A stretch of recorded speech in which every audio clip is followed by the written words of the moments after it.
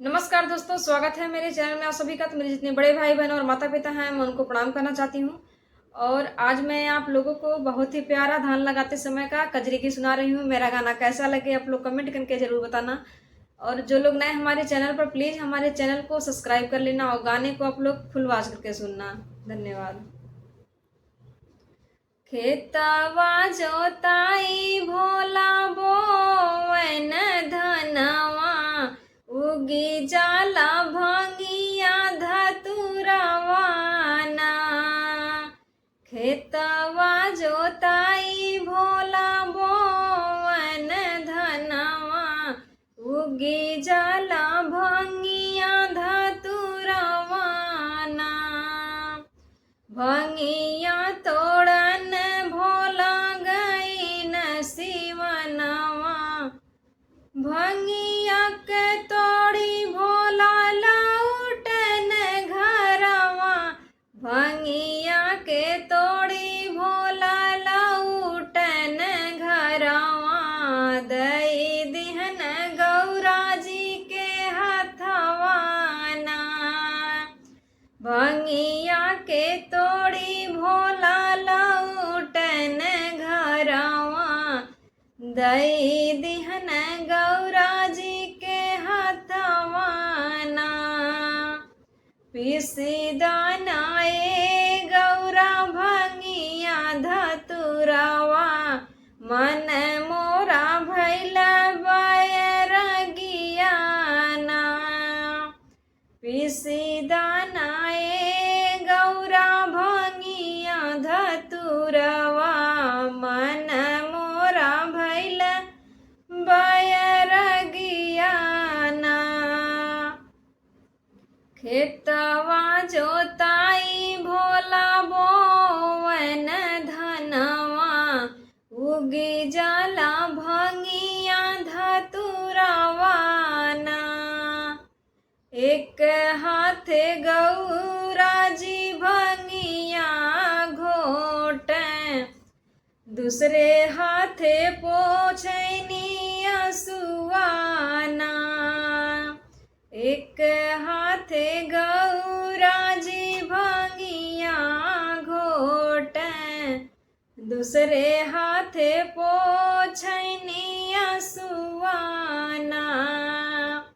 एक कहनवा भोला हमारो तुमाना, हाथ जोड़ी करी लाया रजियाना।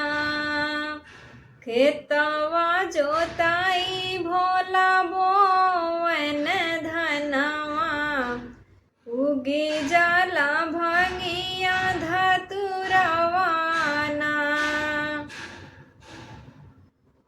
अब तो जैबै भोला अपने नैहरवा, अब तो जैबै भोला अपने नैहरवा।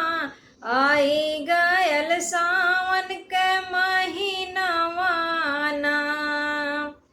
अब तो जैबै भोला अपने नैहरवा।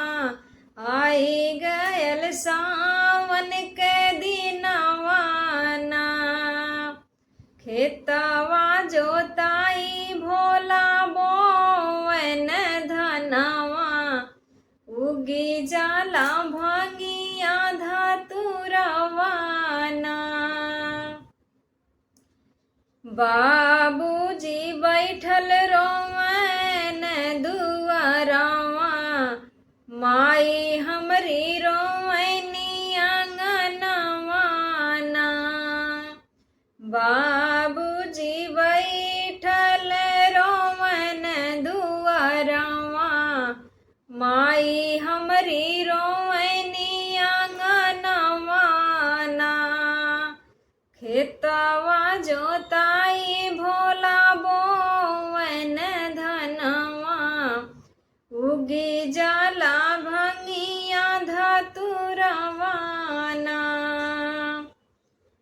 लाली लाली डोलिया के लाली रे चुनरिया, लगी गई न चारे कहाँ रवाना।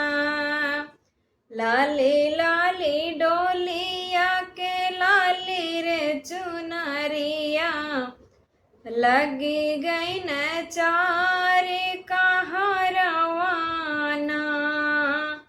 खेतवा जोताई भोला बोवन धनवा, उगी जाला भंगिया धतुरवाना।